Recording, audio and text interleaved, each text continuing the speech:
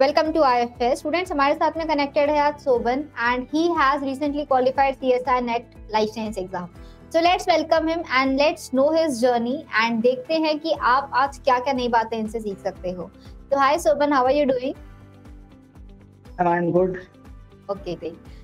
So first of all please tell me about your result कि आपकी क्या rank आई है, क्या रिजल्ट आया है? मेरा CSIR 195 AIR आया है। Okay great, a big congratulation. So क्या प्लान है आगे का अभी? शुक्रिया मैम प्लान तो यही है मैम, मैंने PhD में एडमिशन ले रखा है, अभी मैं अपनी PhD कंप्लीट करूंगा। ओके सो आपने कोई और एग्जाम क्वालिफाई किया है इसके अलावा? यस मैम, कौन सा? मेरा 2 टाइम GATE है मैम और 1 टाइम DBT JRF है। ओके तो आपके पास JRF ऑलरेडी थी, so why were you targeting CSI net life science? Ma'am क्योंकि DBT JRF में नेट नहीं होता है तो मुझे नेट की जरूरत थी, इसलिए मैंने फिर से तैयारी करी और इस बार अल्हम्दुलिल्लाह मेरा JRF हुआ है। ओके सो आपने नेट क्वालिफाई किया तो क्या आपका इंटरेस्ट है ज्यादा टीचिंग की तरफ? You want to go in academics in future? Yes ma'am, NET तो मैम जरूरी है किसी भी PhD स्कॉलर के लिए क्योंकि ये एलिजिबिलिटी है। Okay, great. So looks like you have good plans already for you and अभी congratulations कि आपने 2 बार गेट क्वालिफाई किया है, DBT JRF क्वालिफाई की है, नेट JRF क्वालिफाई किया है, तो आई थिंक बहुत सारे अचीवमेंट्स है अपने आप में। So please tell me about yourself कि अपने मास्टर्स कब कंप्लीट किया था, कौन से सब्जेक्ट में किया था मास्टर्स? मैम मेरा मास्टर्स 2020 में कंप्लीट हुआ और मेरा सब्जेक्ट था botany. Okay botany. So tell me कि अगर हम बात करते हैं हमारे CSI नेट के सिलेबस की, तो बहुत डाइवर्स पेपर्स है, बायोकेमिस्ट्री है, plant physio, animal physio, variety of papers है। तो अगर एक स्टूडेंट बॉटनी से है तो क्या बता सकते हो कि उसके लिए कौन से यूनिट्स इजी जाएंगे CSI नेट के, कौन से वो इजीली कर पाएगा? मैम यस मैम अगर कोई स्टूडेंट बॉटनी से है तो उसको मैम प्लांट फिजियोलॉजी जरूर पढ़ना चाहिए। प्लांट फिजियोलॉजी के साथ साथ मैम उसको डाइवर्सिटी भी पढ़ना चाहिए, क्योंकि हमने देखा है अभी मुझे जो लगा मैम, मैंने डाइवर्सिटी उतना पढ़ा भी नहीं था पर उसके क्वेश्चन बहुत ज्यादा इजी थे, हालांकि पेपर ट्रिकी था और जो डाइवर्सिटी से क्वेश्चन आए थे मैम वो आसान थे और मैंने लगाए तो अल्हम्दुलिल्लाह मेरे सारे क्वेश्चन सही हुए मैम डाइवर्सिटी से। और मैंने बहुत कम पढ़ा था या फिर पहले ही पढ़ा था उसको। तो प्लांट फिजियोलॉजी डाइवर्सिटी को थोड़ा सा पढ़ना चाहिए क्योंकि पहले ही हम पढ़ चुके होते हैं MSc के टाइम पे ही उसको, तो हमारे पास ये एडवांटेज होता है। बाकी और जो यूनिट्स होती हैं उनको तो बिल्कुल नहीं छोड़ना चाहिए, जैसे बायोकेमिस्ट्री, सेल बायोलॉजी और मॉलिक्यूलर बायोलॉजी। ओके तो आई थिंक आपने बहुत इंपॉर्टेंट नाम बताया है मुझे, सेल, मोल, बायोकेमिस्ट्री डेफिनेटली। और मुझे बताइए कि कौन सा टॉपिक आपको बहुत डिफिकल्ट लगा था and how you dealt with it? आपने पढ़ा था या छोड़ दिया था उसे फिर? मैंने बायोकेमिस्ट्री में मोलारिटी ये pH कॉन्सेप्ट ये सब नहीं पढ़ा मैम, ये मैंने बहुत ट्राई किया पढ़ने का, पर मैं उलझ जाता था तो मैंने इसलिए ड्रॉप कर दिया मैम उस पूरे। ओके तो आई थिंक मैं आपसे बहुत रिलेट करती हूँ इस बारे में। मुझे लगता है कि मैं सॉल्व कर लेती पर वो कॉन्फिडेंस नहीं डेवलप हो पाता है कि एग्जाम में हम सही कर पाएंगे या नहीं कर पाएंगे।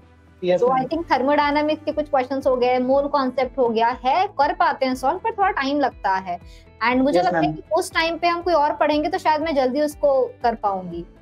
तो बढ़िया बात है कि आपको आपकी स्ट्रेंथ वीकनेस समझ गई थी एंड आपने उस पे काम किया कि जो स्ट्रेंथ है उसको डेवलप किया जाए प्रॉपरली, ना कि टाइम वेस्ट करें हम किसी और टॉपिक पे जिसमें शायद आप मे बी आप सॉल्व कर भी लो बट अगर आप में कॉन्फिडेंस नहीं है उसको सॉल्व करने का फाइनल एग्जाम में, तो आई डोंट थिंक उसको उतना इंपॉर्टेंस हमें शुरुआत में देना चाहिए। तो प्लीज टेल मी कि when you were a aspirant of CSI net तो आपका रूटीन क्या हुआ करता था, कैसे प्रिपेयर करते थे डेली? मैम अगर मैं अपने बारे में थोड़ा सा स्टार्टिंग से बताऊं मैम, मैं बहुत जीरो स्टूडेंट था क्योंकि जहाँ मैं रहता हूँ मैम ये बहुत पिछड़ा हुआ इलाका है। और मैम मैंने 8th क्लास में मुझे ये पता चला था, मतलब इतना कमजोर इलाका है कि विज्ञान को ही साइंस कहते हैं। 8th क्लास में मैम, ये बिल्कुल रियल बात है मैम। 8th क्लास में मुझे ये पता लगा था कि विज्ञान को साइंस कहते हैं। उसके बाद मैंने 9th 10th और 12th जैसे तैसे करके किया मैम। फिर मैंने BSc में एडमिशन लिया यहाँ। BSc में मैंने थोड़ा थोड़ा सीखा क्योंकि मैंने MSc एंट्रेंस के लिए फिर तैयारी करी मैम अपने से ही सेल्फ स्टडी। उसके बाद मैंने AMU में दिया और GV पंच यूनिवर्सिटी जो उत्तराखंड में है और HNB गढ़वाल यूनिवर्सिटी जो सेंट्रल एकमात्र सेंट्रल यूनिवर्सिटी है उत्तराखंड में। तो मेरा 5 रैंक आया था वहाँ एंट्रेंस में HNB गढ़वाल यूनिवर्सिटी में। तो मैंने MSc वहाँ से किया, मेन कैंपस से। उसके बाद मुझे थोड़ा थोड़ा चीजें वहाँ पता लगी। और सबसे अच्छी बात ये रही कि मेरे कई दोस्त थे जो पढ़ने में बहुत ज्यादा अच्छे थे और मेरा जो सर्कल था वो बहुत स्ट्रॉन्ग था। और मैं अपने जितने भी लोग मुझे सुन रहे हैं, मैं उनसे ये सजेस्ट जरूर करूंगा कि आपका जो सर्कल है, जो चीज आप जिस चीज में आप कमजोरी है, जिस चीज में आप कमजोर हो, आपके दोस्तों का वो मजबूत होना बड़ा जरूरी है। यस। तो मेरे दोस्त पढ़ाई में बहुत अच्छे थे। और उन्होंने मतलब वो इतनी मेहनत करते थे मेरे साथ बहुत ज्यादा, क्योंकि मैं बहुत ज्यादा कमजोर था। इंग्लिश भी मेरी उतनी अच्छी नहीं थी, मुझे समझ नहीं आता था। वो मुझे शाम को भी पढ़ाते थे, सुबह को भी पढ़ाते थे। मेरा दोस्त, मेरा बेस्ट फ्रेंड, मेरी सारी कामयाबी का जिम्मेदार है मैम। उसने मुझे सिखाया है कैसे पढ़ना है और क्या करना है लाइफ में। बहुत सही बात की आपने कि बहुत जरूरी है कि आप अपने पास अच्छे दोस्तों को रखो, बिकॉज प्रिपरेशन का टाइम ऐसा होता है ना कि टाइम बहुत कम है और एक एक मिनट की बहुत इंपॉर्टेंस रहती है। अगर आपका फ्रेंड सर्कल थोड़ा सा भी गलत है तो शायद आपको डाइवर्ट कर दे कि छोड़ ना, कल शाम से पढ़ लेंगे या कल कर लेंगे। पर सिंस यू टोल्ड मी कि आपका फ्रेंड सर्कल काफी अच्छा था, तो ये कांस्टेंट एक अच्छा मोटिवेशन होता है और शायद उनको देख के हम और पढ़ने लगते हैं जब हमारे पास अच्छे लोग होते हैं। सो बहुत इंपॉर्टेंट है कि आपके पास जो एनवायरनमेंट रहेगा बच्चों उस टाइम पे काफी अच्छा होना चाहिए। पॉजिटिव लोग आपके साथ में जो आपको हमेशा ये बताएं कि आपका हो जाएगा एग्जाम, ना कि ये बताएं कि यार बहुत कम लोगों का होता है, तेरा तो नहीं हो पाएगा, अपना नहीं हो पाएगा। तो वो सोच नहीं रखनी है आप लोगों को। कम सीट से कोई दिक्कत नहीं, आपको चाहिए है जी। यस मैम, ये तो है मैम। मैं कमजोर जरूर था मैम, मगर मैम बहुत जिद्दी हूँ मैम। मैं जिस चीज को एक बार पकड़ लेता हूँ मैम, उसे बिल्कुल पा के रहता हूँ मैम। ये मेरे अंदर पहले से ही रची बसी हुई चीज है मैम। मैंने जिस चीज को चाहा है उसके लिए जितना भी टाइम देना पड़े कोई दिक्कत नहीं है, पर मैंने कभी गिव अप नहीं किया है मैम। ये बहुत अच्छी बात है कि नेवर गिव अप एटीट्यूड जो हम बोलते हैं, हम तो बोलने के लिए बहुत कूल लगता है बोलते हैं, पर अगर ये एक्चुअली आप में है तो बहुत अच्छी बात है कि नेवर गिव अप। एंड मुझे लगता है क्लियरली सुबह मैं आपको एक चीज बोलूंगी कि जो स्टूडेंट टॉपर्स होते हैं ना, यूजुअली, मैं सबके लिए नहीं बोल रही हूँ पर यूजुअली वो लोग क्वालिफाई नहीं कर पाते हैं। पर जो मिड के स्टूडेंट हो, जो एवरेज स्टूडेंट्स होते हैं, उनमें वो डेडिकेशन होता है, उनमें वो एक भूख होती है कि नहीं हमको ये क्वालिफाई करना है exam. And CSIR net exam एक ऐसा एग्जाम है जिसमें आप पार्ट सी पे पूरा खेल है आपका। पार्ट सी अगर आपका जितना स्ट्रांग है, और पार्ट सी स्ट्रांग उन्हीं का होता है जो लर्निंग पे नहीं बट जो एप्लीकेशन वाले क्वेश्चन ज्यादा सॉल्व करना प्रेफर करते हैं, जो थोड़ा सा माइंड यूज करके थोड़ा लाइक पजल्स वाले वगैरह सॉल्व करते हैं। तो आई थिंक उन लोगों का थोड़ा सा एक अपर हैंड होता है इस केस। So please on that note please tell me कि आप, हम जो बोलते हैं कि क्वेश्चंस प्रैक्टिस करना बहुत जरूरी है CSIR नेट एग्जाम एस्पिरेंट के लिए। So what do you think कि क्वेश्चन प्रैक्टिसिंग से क्या क्या सीख लेनी चाहिए बच्चे ने? मैम क्वेश्चन प्रैक्टिस से मैम ये समझ में आता है कि जो क्वेश्चन जो बन रहे हैं वो किस तरीके से बन रहे हैं, और जो CSIR का दिमाग है वो चल कैसे रहा है, वो किस तरीके से मॉडिफाई कर रहा है साल दर साल अपने क्वेश्चन को। मैम जितनी बार हम क्वेश्चन सॉल्व करते हैं तो उससे पता लगता है कि ऐसे क्वेश्चन मोल्ड हो सकता है, ऐसे मोल्ड हो सकता है। तो क्वेश्चन प्रैक्टिस करना तो बहुत ही ज्यादा जरूरी है मैम। मैंने इस बार यही किया। मेरा जो पिछली बार 0.2 मार्क्स से रहा था मैम, उस टाइम में क्वेश्चन प्रैक्टिस उतनी अच्छे से नहीं कर पाया था, पर इस बार मैंने क्वेश्चन प्रैक्टिस करी। लगभग मैंने पिछले 10 ईयर के क्वेश्चन सॉल्व करे और आराम से चिल होकर एग्जाम दिया मैम, हो गया मैम। यस, तो आई थिंक जब अपने प्रैक्टिस अपने कॉन्फिडेंस भी एक अलग बिल्डअप हुआ होगा, क्योंकि मुझे लगता है कॉन्फिडेंस बच्चों को तभी आता है जब आप प्रैक्टिस करते हैं। जब आपके छोटे छोटे अचीवमेंट्स मिलते हैं ना, तो वो ही ऑटोमेटिकली हमारा कॉन्फिडेंस बूस्टअप करता है और आपको लगता है कि नहीं अब से हो जाएगा। नहीं तो अगर हम डर में रहेंगे कि यार नहीं होगा, गलत होगा, तो फिर आप पीछे रह जाओगे। बट ध्यान रखो बच्चों कि प्रैक्टिस करते रहो, जितनी आप अच्छी प्रैक्टिस करते रहोगे उतना ही आपको आपका एक अपर एज रहेगा, डेफिनेटली आप एग्जाम फिर क्वालिफाई कर लोगे। अच्छा मुझे एक बात बताओ कि जब भी आप एग्जाम को अपीयर करते थे तो फिर आपका क्या स्कोप क्या आपका माइंड में रहता था कि भाई मैं कौन से पार्ट से शुरुआत करूं? ABC आपके 3 सेक्शंस होते हैं, तो आपकी स्ट्रेटेजी क्या होती थी कि आपको किस पार्ट को पहले सॉल्व करना है? मेरी स्ट्रेटजी पहले तो मैं ऑब्वियसली बात यही है कि मैं पार्ट सी पे जाता था, उसके बाद पार्ट बी पे मूव करता था। अगर उसके बाद टाइम मिलता है तो पार्ट ए पे। मैम पार्ट सी में मैम पहले मैं match of the following question को करता था मैम। और मैं उन्हीं क्वेश्चनों को मैम करने की ज्यादा कोशिश करता था जो मेरे जिनमें मुझे एडवांटेज हासिल हो। मैम जैसे प्लांट फिजियोलॉजी हो गया, प्लांट फिजियोलॉजी से, क्योंकि वो मेरा सब्जेक्ट है बॉटनी, तो मुझे ऐसा लगता था कि यहाँ से क्वेश्चन छूटना तो मतलब ऐसा है कि छूटना ही नहीं चाहिए मैम, क्योंकि वो आपका अपना सब्जेक्ट है। तो ये बहुत अच्छा आपका डिसीजन था कि आपकी स्ट्रेंथ पे आप पहले खेलो कि एंड मुझे बच्चों को ना सिर्फ ईगो पे नहीं लेनी चाहिए बात कि यार मैं तो करके दिखाऊंगा, नहीं, जस्ट अपने माइंड को काम रखो। आपको एग्जाम तय करना है, ना कि आपको 200 पूरा पेपर सॉल्व करना है। आपको लाने हैं अराउंड 120 मार्क्स। उसके लिए आप क्या क्या सॉल्व कर सकते हैं। मैथ्स टेस्ट बहुत इजी होते हैं, 2-3 अगर आपको श्योर शॉर्ट 4 मार्क मिल सकते हैं। और जैसे आपका सब्जेक्ट मुझे आपने बताया कि बॉटनी है, तो डेफिनेटली बॉटनी को आप प्रेफर करोगे तो प्लांट फिजिक्स मुझे लगता है आई थिंक आप 4 से 5 तो काफी आसानी से सॉल्व कर लोगे। जूलॉजी वाला बच्चा है तो एनुअल फिजियोलॉजी को अच्छे से हैंडल कर लेगा। तो आपकी स्ट्रेंथ आपको पहचानी, उसके हिसाब से आपको पेपर सॉल्व करना है। एंड टेल मी कि पार्ट में आप कितना टारगेट करते थे, 25 कर लेते हो या थोड़े कम ज्यादा होते थे? मैम पार्ट सी में तो मैम पूरे क्वेश्चन करे मैंने, पार्ट बी में मैंने 30 क्वेश्चन करे। Okay okay. और पार्ट ए में मैंने ज्यादा क्वेश्चन नहीं करे। जी जी। एंड पार्ट सी में कितना मुश्किल होता है 25 क्वेश्चन ढूंढना, क्योंकि 75 क्वेश्चन में आपको 25 ढूंढने, तो कितना टाइम लगता है ढूंढने को? एंड क्या इजी होता है, क्या डिफिकल्ट होता है, कैसे बच्चा जल्दी 25 क्वेश्चन ढूंढ सकता है? मैम मैं पहले पूरे पेपर को स्क्रीनिंग करता था मैम, उसमें मैं ढूंढता था कि जितने पहले मैच ऑफ द फॉलोइंग कितने, मैम वहाँ 1-2 को ऑप्शन से ही बन जाता है क्वेश्चन, ज्यादा टाइम आपका लगता नहीं है मैम। फिर मैं नोट करता था मैम, लगभग उसमें 5 या 7 मिनट पूरे पेपर को स्क्रीन करने में चले जाते थे। फिर मैं उन क्वेश्चन पे मूव करता था कि जो मतलब जहां मुझे स्ट्रेंथ हो मैं उन्हीं पे ऑप्ट करता था पहले। उसके बाद फिर मैं दोबारा स्क्रीनिंग करता था। इसमें मैम पूरा मुझे लगता है कि मैंने हमेशा 90 मिनट में तो सॉल्व कर लिया मैंने। उसके बाद मैं पार्ट बी पे मूव करता। आधे घंटे में आप कर रहे हो ये पूरा? सॉरी, आधे टाइम में मतलब, sorry. Yes ma'am ji. So that's a good उसके बाद मैम पार्ट बी में, हाँ प्लीज कंटिन्यू। पार्ट बी में मैम मैंने पार्ट बी में फिर मैम 1 घंटा लगता था मैम पार्ट बी में। ओके ठीक है। सो अच्छी बात है कि आपने मल्टीपल टाइम्स उसको देखा है, बिकॉज मुझे भी यही लगता है कि जब आप प्रैक्टिस करते हो तो आपको एक आइडिया आ जाता है कि when you see a question आपको समझ में आ जाएगा कि भाई ऐसा क्वेश्चन मैंने कभी सॉल्व किया है कि नहीं किया है। एंड वो आपको बताता है कि आपको क्वेश्चन ट्राई करना चाहिए कि नहीं, क्योंकि आपको अपना टाइम भी बचाना है और क्वेश्चन को सॉल्व भी करना है। अगर आपने बिल्कुल एक नया ही कॉन्सेप्ट देखा, उसको आप लेके बैठ गए तो शायद टाइम वेस्ट हो जाएगा, आंसर नहीं आएगा। पर आपको जो चीजें आती है, फॉर्मूला वाले क्वेश्चंस कुछ होते हैं जो आपको पता है, फॉर्मूला ग्राफ वाले क्वेश्चंस होते हैं, तो जो आपको लगता है कि यार ये तो इजी है, मैंने इस पैटर्न का क्वेश्चन सॉल्व किया, तो आपको आई थिंक कम टाइम लगेगा। और मुझे एक लगता है कि जब आप क्वेश्चन सही सॉल्व कर लेते हो ना, तो आप में कॉन्फिडेंस ऑटोमेटिकली डेवलप होता है। पेपर में अपने आप में एक खुशी होती है कि यार मेरे को तो इतना हो गया, यार 1 घंटा हो गया, मेरे तो 15 क्वेश्चन हो गए, तो वो आपको और हेल्प करता है कि आप आगे का पेपर काफी अच्छे से सॉल्व करो।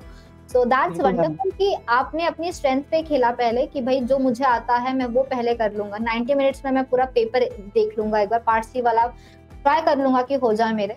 एंड आई थिंक वो आपको बहुत हेल्प करता है, वो खुशी से आप पार्ट बी की तरफ जाते हो, तो आई थिंक आप में कॉन्फिडेंस भी है और आप अच्छी से काफी करके आए होंगे। So that shows in your result. ये तरीका आपको किसी भी स्टूडेंट को मैम बहुत अच्छे से मैम उसको मतलब काम रखता है कि आप पहले 5 क्वेश्चन वो कर लो जिसमें आपको ये लगे कि ये 5 के 5 सही है। यस। उसके बाद ये मान लो कि आपका जो फियर है ना मैम एग्जाम में बैठने का, वो सारा दूर हो जाता है। दूर हो जाता है। आपको लगता है कि मुझे पेपर आ रहा है मैम, और पेपर में जाने से पहले चिल रहे हैं बिल्कुल शांत होके। यस। तो यार नहीं तो अगर आपका मतलब मेंटल सही नहीं है ना मैम पेपर में, तो फिर सारी चीजें डिस्टर्ब हो जाती है। आपको काम होके जाना है अपना आराम से सोने के बाद। मैम जिस टाइम मेरा रिजल्ट आ रहा, मैं सो रहा था, मेरे दोस्त ने मुझे फोन किया कि CSIR JRF हो गया। मैं उसके बाद फिर सोया 2 घंटे, फिर मैंने उसको फोन किया, मैंने कहा हो गया है मैम, फिर मैंने कहा हो गया है।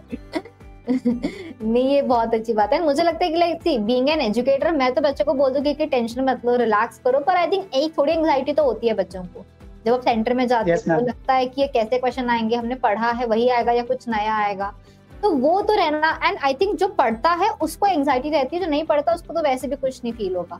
तो अगर आपको थोड़ी बहुत एंग्जाइटी है, दैट इज कम्प्लीटली फाइन, वो होना बहुत नॉर्मल सी बात है, पर आपको उसको हावी नहीं पड़ने देना है। और जैसे कि आपने मुझे कहा बस इसी पे काम करना है मैम। क्या गए जी, इसमें अगर 5 क्वेश्चन स्टार्टिंग के सही हो जाए ना तो ऐसा लगता है कि पेपर खेल है और आपको आराम से पेपर आता है, हो जाएगा मैम, वहीं से खुशी मिलना स्टार्ट हो जाती है मैम। बिल्कुल, क्योंकि आपके 6 महीने की जो पूरी मेहनत है, 6, 7, 8 महीने की, 1 साल की, वो आपको वो 3 घंटे में आपको दिखानी है। तो शुरुआत का अगर आपने काबू पा लिया पेपर पे, पेपर को हावी मत होने दो, आप पेपर पे भारी पड़ो कि नहीं मैं तो सॉल्व कर लूंगा। और ये शुरुआत में आपको समझ में आ जाता है कि भाई आप कितना शांत रहते हो, उसके बेसिस पे आपका पूरा पेपर जो है वो डिसाइड होगा। आप पैनिक कर गए, हो सकता है कि पहले 10 क्वेश्चंस पढ़े नहीं आए, कोई दिक्कत नहीं है, 75 में से आपको 25 ही ढूंढने हैं, 20 नहीं आए कोई दिक्कत नहीं, पर आपको टेंशन नहीं लेना उस बात को, जस्ट ढूंढो। और आप 25 क्वेश्चन जल्दी कब ढूंढ पाओगे, जब आप प्रैक्टिस करोगे ना। प्रैक्टिस अगर आपकी सही है तो आपको 25 क्वेश्चन ढूंढने में बिल्कुल टाइम नहीं लगेगा। जैसे कि हमको बताया 90 मिनट्स में अगर ये पूरा पेपर देख के मल्टीपल टाइम्स देख सकते हैं, अपने फेवरेट क्वेश्चन ढूंढ के सॉल्व कर सकते हैं, तो I think everyone can do this. बस आपको उसके लिए प्रैक्टिस उतनी होनी चाहिए। सो टेल मी कि आपने मॉक टेस्ट कितने सॉल्व किए थे और आपका स्कोर क्या आता था उसमें पहले? मैम मैंने कोई मॉक टेस्ट नहीं दिया मैम, मैंने सिर्फ प्रीवियस ईयर क्वेश्चन पेपर करे, एक भी मैंने पेपर नहीं दिया।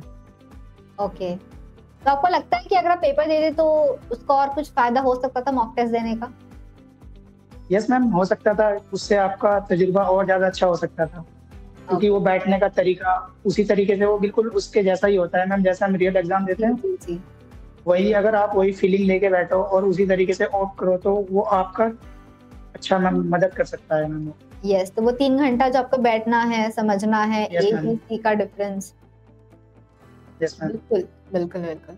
अच्छा तो मुझे बताओ, आप वही सेम फीलिंग की तरह दो तो मैम उसका बहुत ज्यादा फायदा हो सकता है मैम। उसको आपको उससे देखकर मैम आपको टाइम मैनेज करना आ सकता है, कैसे क्वेश्चन को ऑफ करना है और किन क्वेश्चनों पर पहले जाना है, वो सारी चीजें आप पहले ही सीख सकते हो। यस बिल्कुल। आके टेल मी कि क्या आपको कोई चैलेंज हुआ था सेंटर पहुंचने में, सेंटर में जाके कोई प्रॉब्लम आई थी या सब स्मूथली हुआ था आपके साथ? अब स्मूथली था मैम, यही मेरे शहर में ही मैम। सबसे अच्छी बात तो ये थी कि मेरे शहर में ही सेंटर था, क्योंकि मैंने हमेशा अपने सेंटर में, मैं कहीं भी रहा हूँ तो मैंने अपने यही मेरी मैम ये सिटी है मैम मेरी, मैंने इसी में एग्जाम यही सेंटर ऑफ किया है मैम। ओके, मुझे कहीं से भी आना पड़े तो मैंने घर पे ही रखा है मैम सेंटर हमेशा। तो ये बहुत अच्छी बात है कि आपके सिटी में था, तो आई थिंक आपको रास्ते तो सब पता ही होंगे, उसमें तो कोई डाउट नहीं है। यस मैम, सब कुछ मैम। एंड कॉलेज आपको पता है तो फिर ये तो बहुत बढ़िया बात है। अगर आप नए शहर में जा रहे हो तो शायद थोड़ी दिक्कत हो जाए सेंटर ढूंढने में आपको, but since it's your home town तो ये तो बहुत अच्छी बात है। अच्छा एक और चीज, बच्चे आजकल बहुत डिस्ट्रैक्ट होते हैं by the social media platforms, बहुत टाइम वेस्ट हो जाता है उसका। तो आपको लगता है कि आपकी भी पढ़ाई पे कुछ फर्क पड़ा है उसका, या फिर आपने मैनेज कर ली थी सारी चीजें? की थी तो कैसे की थी? मैम आपको ये पता होना चाहिए कि क्या चीजें मेरे लायक है यहाँ और क्या चीजें मेरे लायक नहीं है, क्या चीजें मेरे कैरियर में बाधा बन सकती है। अगर इंसान को इन सारी चीजों को आइडेंटिफाई करना आ जाए तो इंसान हर एक चीज आसानी से चला सकता है। और मैम वो चीजें मुझे भली बात आती है कि क्या मेरे लायक है क्या नहीं है। ये सही बात है। जो चीजें मुझे सीखने की है तो वो मैं सीखता हूँ मैम, जो चीजें नहीं है मैं उनको अवॉइड करता हूँ। जी जी जी। तो ये अच्छी बात है कि आपको पता था कि आपको कितना टाइम किसको देना है, एंड आपने प्रायोरिटाइज की है अपनी स्टडीज को, आप बहुत फोकस्ड रहे थे, and you did it definitely. And please tell me कि who you dedicate the success to, कौन कौन आपके साथ रहा है during the entire preparation? Ma'am मेरे घर वाले तो मैम बिल्कुल, मेरी फैमिली में कोई पढ़ा लिखा नहीं है अब तक। किसी ने मैम 10th पास भी नहीं है मैम आज तक कोई, मेरे पूरी जितने भी मेरी मैम पूरी फैमिली है मैम। इवन मेरे गांव में भी मैम अब तक कोई गवर्नमेंट एम्प्लॉय नहीं है। ओके, कोई भी पढ़ा लिखा नहीं है मेरे पूरे गांव में, और मैं अपने गांव का सबसे पढ़ा लिखा व्यक्ति हूँ मैम अब तक। तो मैम मेरे दोस्त मैम बहुत ही अच्छे थे मैम, मेरे दोस्त पढ़ने में बहुत ज्यादा अच्छे थे और मैम समझदार थे मैम काफी, और वो मैम हर जगह मैम मेरे साथ खड़े रहे। काफी कंडीशन हमने मैम अभी तक तो ठीक हो गया था मैम, लेकिन मैम काफी बार फाइनेंशियल प्रॉब्लम भी आई मास्टर्स के टाइम पे, BSc के टाइम पे, और वो मैम हमेशा मेरे साथ खड़े रहे मैम पूरी लॉयल्टी के साथ। मैं भी उनके साथ हमेशा पूरा लॉयल रहा और वो भी मैम मेरे साथ हमेशा लॉयल रहे। सबसे अच्छी बात ये है कि जिंदगी में आपके दोस्त कितने अच्छे हैं, ये आपकी जिंदगी को मैम आसान बना देता है। बिल्कुल मैम मेरे कई दोस्त हैं मैम, मैं उनका नाम लेना चाहूंगा मैम। बिल्कुल। अंकित मैम जो IST बैंगलोर से बायोकेमिस्ट्री में PhD कर रहे हैं मैम, उसका सबसे अहम रोल है मैम मुझे आईना दिखाने में और मुझे अपनी मंजिल से मिलाने में मैम। उसने मैम मुझे पढ़ना सिखाया है मैम। मैं बहुत ज्यादा कमजोर था, तो मुझे सुबह को 1 घंटा आगे पढ़ाता था, शाम को 1 घंटा पढ़ाता था। इतना मैम हम MSc के टाइम पे रहे, और मुझे अपने पास लाइब्रेरी में लेकर बैठता था 5-5, 6-6 घंटे। और मैम उदय सिंह यादव जो JNU से PhD कर रहे हैं, सुनील कुमार है मैम, ये सब लोग JRF में और अच्छी जगह से PhD कर रहे हैं। इनके बाद ही मैम मुझे लगा कि मैं भी कुछ अच्छा कर सकता हूँ और करूंगा मैम। डेफिनेटली ये लोग मुझे हमेशा मोटिवेट करते थे मैम। बिल्कुल बिल्कुल। तो आपको बहुत अच्छे दोस्त मिले हैं, और जैसे कि आपने बताया कि गांव में आप फर्स्ट पर्सन हो जो आई थिंक इतने एजुकेट हुए, तो कुछ प्लान्स है आपके कि आप कुछ करना चाहते होंगे अपने होम टाउन के लिए, कुछ आप शेयर करोगे? Yes ma'am. मेरे जो मैम गांव के दोस्त हैं मैम, जो मेरे रीजन के दोस्त हैं, वो मैम लगभग 15 साल से मेरे साथ हैं मैम। हम सब साथ हैं मैम, 7-8। वो सब डॉक्टर है मैम, जैसे डॉक्टर मुंतजिर रजा है, डॉक्टर शाहनवाज है, डॉक्टर मास्टर नाजिम साहब है, और डॉक्टर रिजवान है मैम, और डॉक्टर और भी है मैम कई लोग, डॉक्टर शहनशाह है मैम, और डॉक्टर नौशाद है मैम। ये सब लोग मैम हमेशा साथ रहे, और मुझे इन्होंने खूब सपोर्ट किया है मैम। कभी भी मैम अगर मैं कभी पढ़ के आता था तो इनके साथ रहता था मैम। घर पे कम टाइम देता था मैम, क्योंकि हम शहर में रूम ले रखा था, तो हम वहीं पढ़ते थे और वहीं ज्यादा टाइम स्पेंड करते थे। Okay okay, so thank you so much for joining. बहुत मजा आया मुझे आपसे बात करके। मैं बहुत मोटिवेट हुई आपकी बातें सुन के कि आप जहाँ से आए हो, आपने इतनी मेहनत की है अपने आप पे, आपके फ्रेंड्स इतने अच्छे रहे कि आपका इतना साथ दिया उन्होंने, एंड आपने एक बहुत ही अच्छा मुकाम हासिल किया है। 2 बार गेट क्वालिफाई करना है, DBT JRF, CSIR JRF।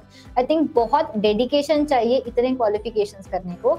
Otherwise होता है कि एकदम क्वालिफाई करके फिर बच्चा छोड़ देता है पढ़ना, यार चलो मिल तो गया है हमको, बट आपने कंसिस्टेंट। जी मैम, ये जो मेरा रीजन है मैम, मेरा मेन मोटो अभी तो यही है मैम, कि बहुत ही मैम अनएजुकेटेड इलाका है मैम, पूरे का पूरा। मेरे गांव के बाद लगभग 30-40 गांव है मैम।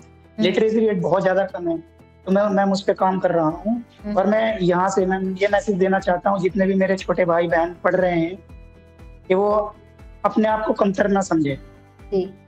आपकी स्ट्रेंथ क्या है, जिस दिन आपने ये पहचान लिया, आपसे ऊपर कोई नहीं है। बिल्कुल। और हमेशा अपनी मंजिल को बड़ा रखें, बड़ा सोचें। बिल्कुल बिल्कुल। और आपका कोई मैसेज है जो हमारे एस्पिरेंट्स के लिए हो, जो CSIR नेट की एग्जाम देना चाहते हैं, उनको आप क्या बोलोगे? यस मैम, मैं उनको ये कहना चाहूंगा, देखिए ये एक एग्जाम है, आप एक बार फेल होते हो कोई बात नहीं। मैं भी 2-3 बार फेल हुआ हूँ उसको देने में। पर मुझे पता था मैम, जब मैंने PhD ज्वाइन किया तो मेरी मैम ने मुझे कहा कि नेट निकालना है, JRF निकालना है। मैंने DBT तो मेरे पास आई, क्योंकि मैम उसमें नेट नहीं होता है। तो मेरी मैम ने मुझे एक बार कहा ऐसे ही कि मैम बहुत अच्छी है मैम मेरी, उन्होंने मुझे बहुत सपोर्ट किया और बहुत टाइम दिया है पढ़ने के लिए। तो उन्होंने मुझे कहा कि नेट निकालना है, तो मैंने मैम को कहा कि नेट तो मैं निकाल ही लूंगा मैम, इसमें कोई बड़ी बात नहीं है। और ये मुझे पता था क्योंकि मैं अपने आप पे भरोसा करता था और मैं मेहनत करता था। मैं जुमलेबाजी नहीं करता था कि हो जाएगा ये सारी चीजें। मुझे अपनी स्ट्रेंथ का पता था, और जिस इंसान ने अपनी स्ट्रेंथ को देख लिया, समझ लिया, तो वो कुछ भी कर सकता है मैम। बिल्कुल बिल्कुल। और मैं यही मैसेज देना चाहूंगा अपने दोस्तों को, जो भी मुझे सुन रहे हैं, कि वो अपने आप को कमतर न समझे।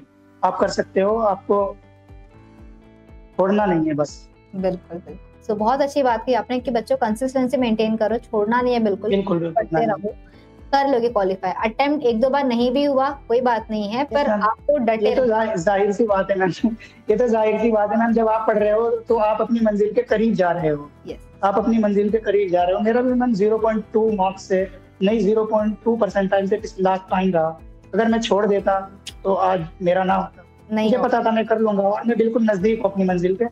तो मैम मैंने थोड़ी सी मेहनत करी और हो गया मैम।